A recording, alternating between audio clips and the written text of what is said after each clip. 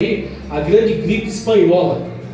E nós temos, por exemplo, diversos tipos de gripes e de epidemias que surgem na atualidade, que facilmente podem ser desenvolvidas dentro do laboratório e podem ser espalhadas, né? Você tem facilidade hoje de governos espalharem, por exemplo, a fazer ataques químicos, como eu coloquei aqui.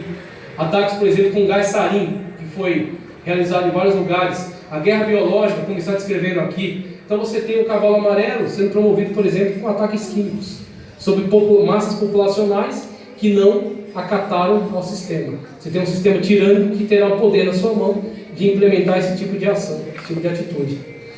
E aí, vamos passar? Vamos dar sequência? Isso aqui já foi abordado, veja, volta 1. Veja isso aqui, quinto selo. Quarto selo, acerca do cavalo amarelo. Quinto selo. E havendo aberto o quinto selo, vi debaixo do altar as almas dos que foram mortos por amor da palavra de Deus. Hoje você tem a oportunidade de servir a Cristo em espírito e em verdade. Você tem liberdade em Cristo de vir para a igreja. Você tem liberdade em Cristo de orar na sua casa. Você tem liberdade em Cristo de pregar a palavra. Está livre para você. Não despreze essa liberdade que Deus tem te dado, porque chegará o dia que pessoas vão querer servir a Deus e lhe será negado. E como diz aqui, o quinto selo revela aqueles que tiveram que morrer por causa da palavra de Deus, porque conheciam a palavra, porque conheciam a verdade e sabiam que se aceitasse aquela manifestação, aquele sinal, aquele governo, aquele sistema, estariam perdidos para sempre e tiveram que pagar com suas próprias vidas. Então dê valor ao que você tem hoje, para que você não precise passar por isso aqui. O quinto selo revela a multidão das pessoas que foram mortas por amor da palavra de Deus. E no sexto selo, pode passar, você tem quando Deus dá um basta. Deus diz, basta, chega. E havendo aberto o sexto selo, olhei e eis que houve um grande tremor de terra, e o sol tornou-se negro, como um saco de silício, e a lua tornou-se sangue. Nós temos hoje, por exemplo, algumas manifestações de ar, a lua de sangue. O pastor Denis, por exemplo, fala bastante acerca disso. E a lua tornou-se como sangue, as estrelas do céu caíram sobre a terra, como quando a figueira lança de si os seus figos, abalada por um vento forte. E o céu retirou-se como um livro que se enrola, e todos os montes e ilhas foram removidos de seus lugares. Veja, o tremendo abalo sísmico que foi causado aí pela abertura desse selo. E os reis da terra, e os grandes, os ricos, os tribunos, e os poderosos, e todo servo, todo livre, se esconderam nas cavernas das rochas das montanhas. Por quê? A destruição das cidades pelo abalo sísmico fez com que o único lugar seguro fossem as cavernas das montanhas. Isso é Deus dizendo, chega. Chega dessa carnificina, chega dessa violência. E Deus liberando o sexto selo, traz essa grande catástrofe aqui. E agora nós veremos Deus implementar uma ação contra o governo do anticristo agora, trazendo sofrimento agora sobre o governo do anticristo. Veja, pode passar, próximo. Sexto selo. O sexto selo também fala acerca disso, ó. Pode passar? Fala acerca disso, ó, os israelitas. O número deles que foi indicado, os israelitas que vão participar do evangelismo global, tá certo? Juntamente com as duas testemunhas, que também estarão proclamando a palavra de Deus, tá ok? E que nós veremos daqui a pouco, no próximo slide, quando eles serão então levados para junto do Senhor. Mas eles serão uma das forças de evangelismo na terra. Pode passar. Oitavo, ó, Apocalipse 8. E havendo aberto o sétimo selo, fez silêncio no céu. Isso aqui eu acho extraordinário. Fez silêncio no céu. A liberação das 7 trombetas da ira de Deus. Então nós temos aí um momento solene.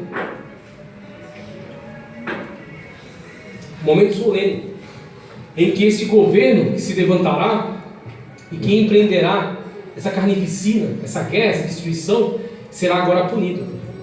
Começará uma punição parcial primeiro. A primeira punição parcial, nós vemos, por exemplo, 1/3 da terra foi queimado, 1/3 das águas tornou-se sangue, 1/3, ele vai dessa forma, punindo parcialmente. Por quê? Porque ainda existem remanescentes que estão sendo evangelizados pelos 144 mil e pelas duas testemunhas, que estão sendo ganhos para o reino de Deus, a última colheita. Como nós temos Cristo e as primícias, não é? Cristo e as primícias daqueles que dormem. Dentre os que dormem, Cristo e as primícias. O que é a primícia? A primícia é a primeira colheita. A primícia, ela é colhida e entregue a Deus, movida pelo sacerdote, na presença de Deus. É Cristo.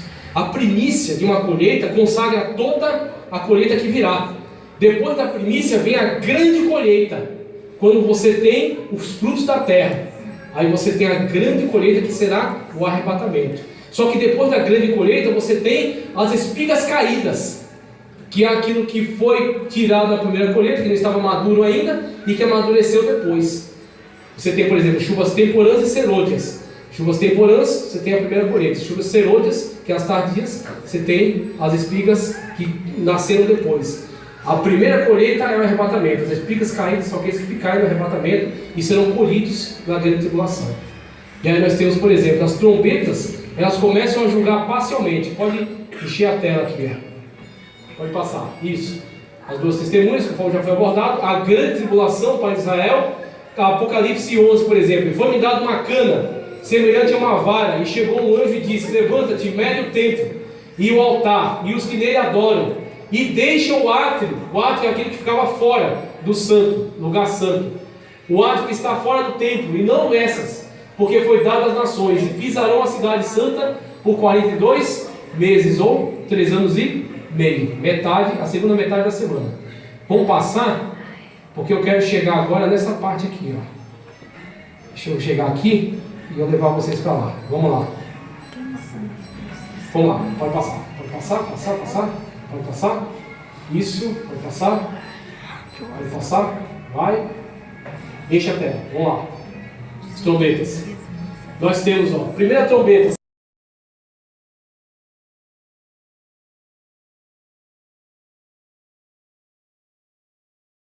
Estávamos tratando acerca da 70ª semana de Daniel, e como foi esclarecido, as 69 semanas, conforme a descrição profética de Daniel, se cumpriram na morte e ressurreição de Cristo, sendo o tempo da igreja qualificado dentro desse plano como parêntese profético, tá certo? Dando continuação à contagem das semanas proféticas após o arrebatamento da igreja, com a realização da 70ª semana, com o acontecimento, da 70ª semana, dividida em 3 anos e meio, 3 anos e meio, sendo os primeiros 3 anos e meio também denominado falsa paz, e os últimos 3 anos e meio a grande tribulação. E aí observamos mais algumas descrições acerca da profecia de Daniel, quando descreve, conforme os textos descrevem, a contagem das semanas. Então vemos aí no primeiro período, diz: sabe e entende, desde a saída da ordem para restaurar e para edificar a Jerusalém, até ao Messias, o príncipe, haverá 7 semanas, essa primeira fala do profeta. As 7 semanas, como já foi esclarecido, são 7 semanas de anos. Então temos aí 7 semanas igual a 49 anos, tá ok? São semanas de anos. Do termo semanas, que para nós está ligado à semana de 7 dias, devemos guardar apenas a designação do grupo de 7, porque esse 7 no hebraico é Shavua, tá certo? Ou Shavuá. E essa designação de 7, ela serve para agrupar o tempo, seja agrupar um tempo de dias, agrupar um tempo de ano, tá certo? É simplesmente uma forma de agrupar o tempo agrupado em 7, Shavuá, tá ok?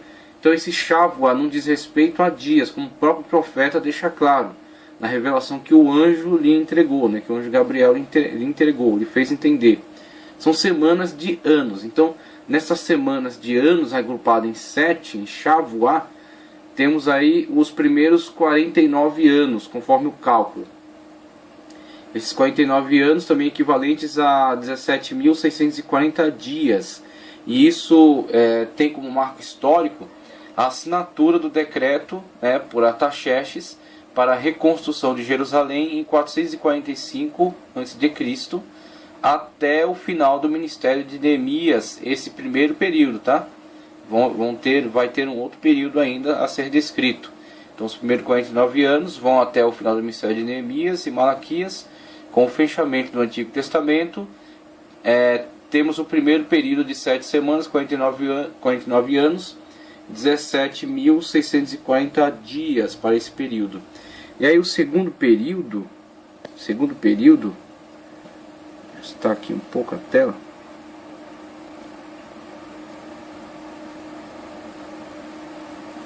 Segundo período e 62 semanas. Então primeiro ele descreve as 7 semanas, depois acrescenta essas 62 semanas. As ruas e o muro se reedificarão, mas em tempos angustiosos.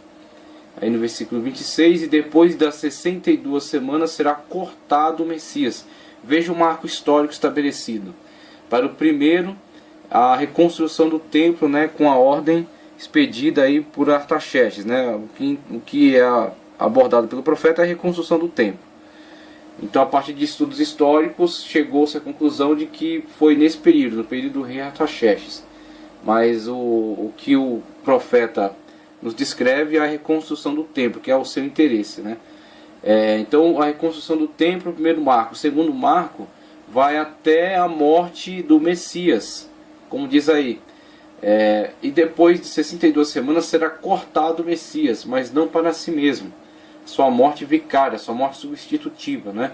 Não foi uma morte para si mesmo, não foi em decorrência de erros cometidos por ele, não foi como recompensa, como retribuição a uma falha cometida pelo Messias, mas sim pelo fato do Messias estar se entregando pelo seu povo, que no caso, num primeiro momento, poderia se dizer, ele veio para o seu povo entregar a sua vida pelo seu povo, mas diante da rejeição da grande maioria do seu povo, a sua morte vicária estende-se então a toda a humanidade, tá certo? Que foi no primeiro momento visualizado com relação a Israel, e o objetivo era que Israel fosse o portador da mensagem para todo o mundo, tá certo? Para toda a terra. No caso aí, a partir da rejeição de Israel, houve a inclusão de todos os gentios dentro deste plano, tá certo? Desse plano de salvação, esse plano aí de restauração da humanidade através da morte vicária, a morte substitutiva. Então o Messias será cortado, mas não para si mesmo. E o povo do príncipe que há de vir, visualizado já na profecia acerca dos animais, tá certo? Quando ele viu o leão alado, o leopardo de 4 cabeças e 4 asas, o urso com 3 costelas na boca, e o quarto animal, um animal terrível, também o povo deste príncipe, o príncipe que há de vir, o príncipe que ainda não estava presente no momento histórico, no momento vivenciado. Daniel vivenciou até a época dos persas, tá ok? O urso com 3 costelas na boca, mas ele não viu a ascensão de Alexandre Magno, da ascensão desse reino, né? Desse reino que se expandiu por toda a terra. Ele não viu a ascensão de Alexandre Magno, ele não viu Roma, né? O animal terrível.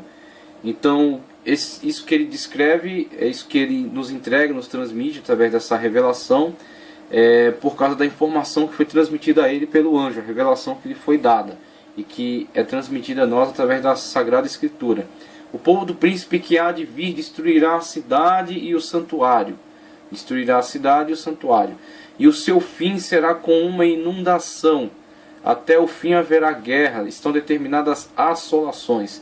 Então essas são as características do segundo período descrito na profecia acerca da 70ª semana de Daniel. Com isso temos mais 62 semanas acrescidas a 7, tá certo? Mais 62 semanas, totalizando 434 anos estas 62 semanas, tá certo?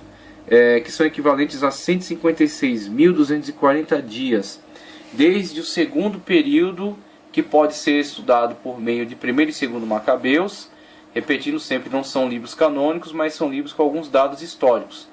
Então é importante que você obtenha, você comprar uma Bíblia católica, você terá lá esse livro de Macabeus, esses 2 livros de Macabeus e outros apócrifos que eles incluíram, né, a partir de Latrão, do Concílio de Latrão. Então vemos aí, ocorreram a queda do carneiro de 2 pontas, a ascensão do bode com a queda do seu grande chifre, designando Alexandre o Grande aqui, né, designando profeticamente Alexandre o Grande.